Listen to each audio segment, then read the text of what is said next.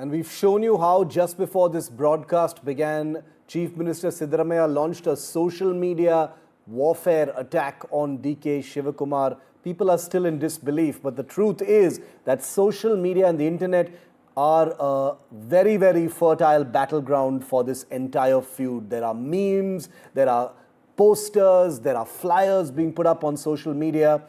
It's on fire. Take a look.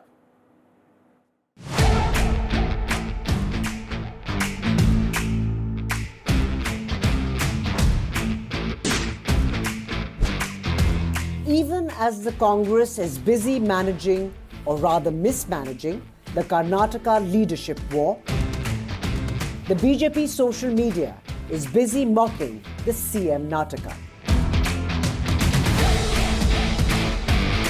The BJP first struck at the power tussle with this AI-generated video that depicted caricatures of Siddaramaiah, DK Shivkumar, Home Minister G. Parmeshwara, and PWD Minister Satish Jarkiholi playing a game of musical chairs around a single chair labelled Chief Minister. As the crisis deepened, the BJP took a series of potshots on the DKS Siddaramaiah duo with posts on how people's issues got lost amid the power struggle.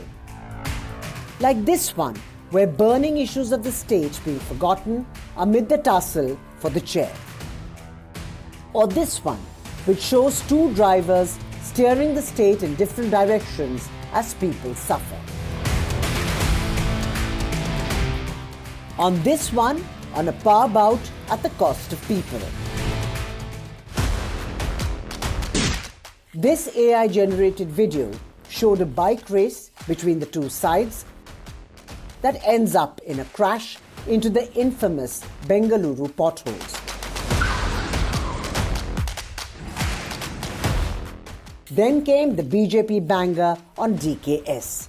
AI-generated video showed the Deputy CM attempting to order the CM chair online, but ends with it being out of stock.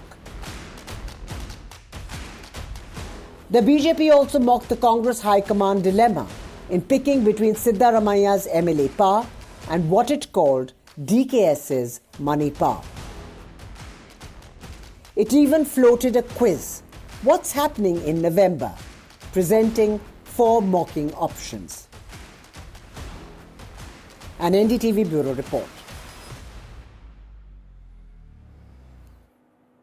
A decision has to be taken by the Congress High Command by the 1st of December. There is word that both DK Shivakumar and Chief Minister Siddaramaiah could be summoned to Delhi tomorrow to discuss with the High Command and to take some kind of a decision.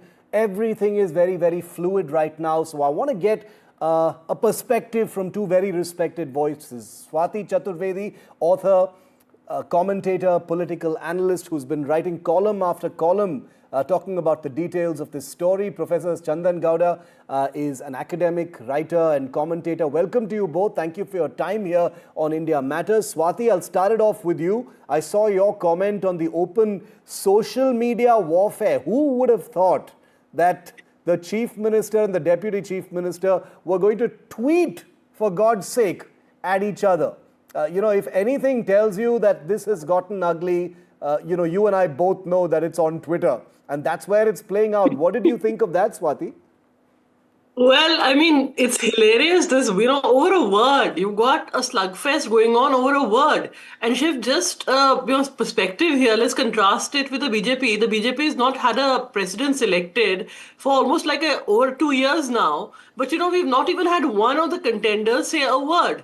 Whereas here you have a government, Karnataka is a big state, Bengaluru is the global IT hub, and what is the government doing? They're fighting on social media like unemployed, techies perhaps over words. I mean, we are now down to literally a word fight. So, like I said yesterday on your show, and today, of course, you're doing coup after coup. You have no time for mere reporters because you're getting exclusive after exclusive with the players. But the fact is the Congress is running out of road here. Yeah. How much can they defer this? Someone has to bite the bullet, because this is an unedifying slugfest, which, doesn't make either of the two look good at all. And and there's something peculiar about it this time. Professor Gowda, what is your reading of this developing story? Because the sort of animosity and the competing ambitions of these two leaders is nothing new. It's been a running theme of Congress politics in Karnataka for a long time now. But this time, it seems like there is a sense of tension that something is going to change. There might be a big decision. How do you read it? I read it as a very complex situation, and there's no other way of describing it, Shiv. Yeah. If you think about it, that contract that seems to have been, agreed upon by all these, by the two people we're discussing and the High Command and the others, was 2.5 years ago, and since then a lot has changed, and which I think makes it difficult for it to simply be a question of, okay, now let's stick to the contract. Although that could have well been the case, but it's not proving to be the case. So the High Command is in a tight spot. They'll have to carefully figure out what the pros and cons are of retaining the Chief Minister as is or giving it to D.K. Shivakumar, considering so many other factors at work, including the elections 2.5 years from now. And of course, the kind of party sort of legislative support base that both of them have cultivated or not cultivated, and what that might mean. It's a very complex calculus. I feel actually sympathetic to the Congress leadership. If they're taking so long to decide, it's because it is not an easy thing to decide. It's not an easy at all. Sorry, complete your point. No, but this other thing that you started talking about, the slugfest on the media, etc., I mean, that is something that I wish we had not seen, but that remains peripheral, I think, to the central issue of leadership change, because the transition, how they view the transition. No, I agree with you, and I think it's symptomatic that, while the two leaders are trying to keep it as sober as possible, there are these very active camps that have formed around them, which are treating this as open warfare. In fact, I think D.K. Shivakumar's whole tweet about, keeping your word, etc., was in some ways in response to Swati's newsbreak on that secret pact with the High Command. Swati, it's crazy. I think the leaders are obviously reading your columns. I have no doubt about that. But, let's talk about that secret pact. I mean, it's the big elephant in the room. D.K. Shivakumar is depending on that secret pact with the High Command, and he looks at it as more powerful potentially than any MLAs that Siddaramaiah might have. How powerful is that pact? Shiv, you're really very kind. I mean, professionally, honestly, no journalist today is as old world and as decent as you used to give other journalists credit. It doesn't happen in our profession. It's your story. So thank you, first of all. But thank you, first of all. Second, yes, there is. I mean, the fact is that there was a pact. There is a pact, and DKS is one of the most loyal soldiers of the Congress party. If you let's just put DKS also in perspective. He is currently, after Ahmed Patel's unfortunate demise, who used to be the biggest crisis manager of the Congress. If the Congress currently needs resources, resorts, or, basically any kind of troubleshooting for the Gandhi family, the first person they turn to is D.K. Shivkumar.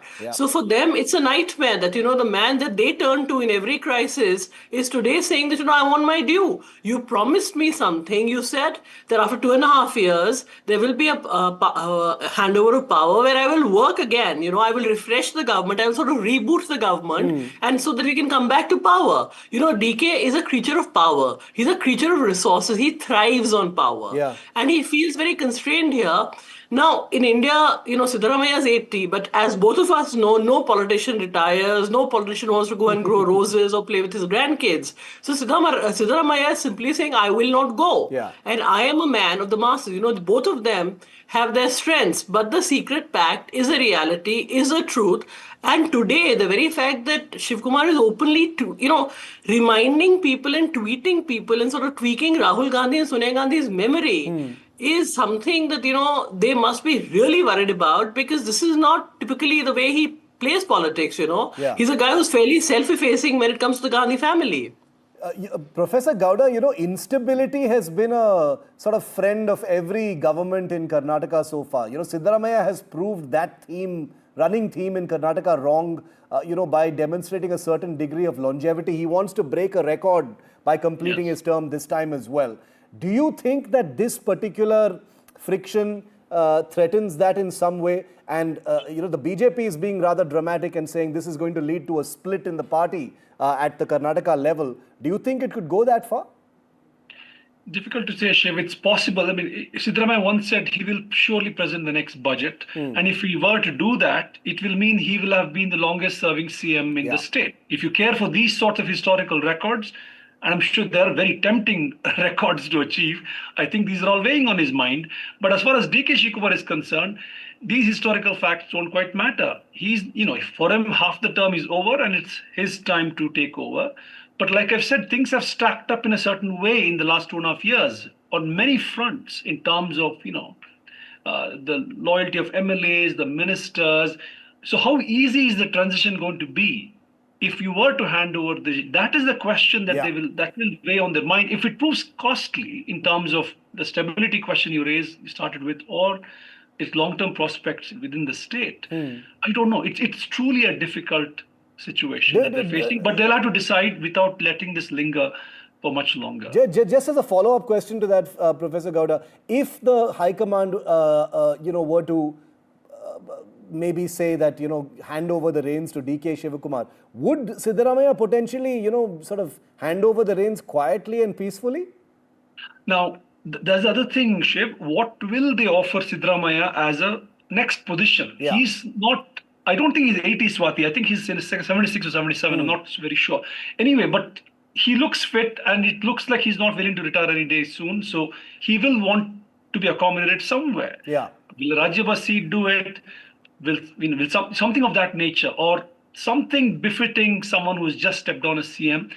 But without Siddaramaiah's consent, the transition is going to be a turbulent one. He will have to, mediate the transition for it to be a stable government. And I don't blame Siddaramaiah for feeling stronger and projecting greater strength than the High Command right now, because he literally is stronger than the High Command right now. But Swati, one final word to you, because I know from your columns that you've got this fantastic inside view of who's really calling the shots, who's taking the decisions. What does the Darbar look like right now within the Congress? Who are the people advising Rahul Gandhi? Because Mr. Kharge has said, let the High Command decide. He's kind of washed his hands off it. He's also an interested party in many ways. What does the Darbar look like once these two leaders are summoned to Delhi tomorrow or the day after? Well, Shiv, the Darbar is always telling Rahul Gandhi that, nothing matters. Let's just wait it out. Nothing will happen here. But, the Darbar, as we know, if we just go by the serial defeats of the Congress party, has misled the Congress party. And if I can beg your indulgence, right, today in Bihar, they're indulging in what in Bihari would be called Jutam Pejar, which is they're actually hitting each other and abusing each other. So, I don't know. Is there a high command left? If someone like Ahmed Patel had been around, this would never have happened. And Shiv Kumar was in a large measure somebody Sonia Gandhi kept turning to. So this decision is going to be taken at the level of the Gandhi family. I think the advisors, the courtiers, the palace guard has proven itself to be fairly clueless.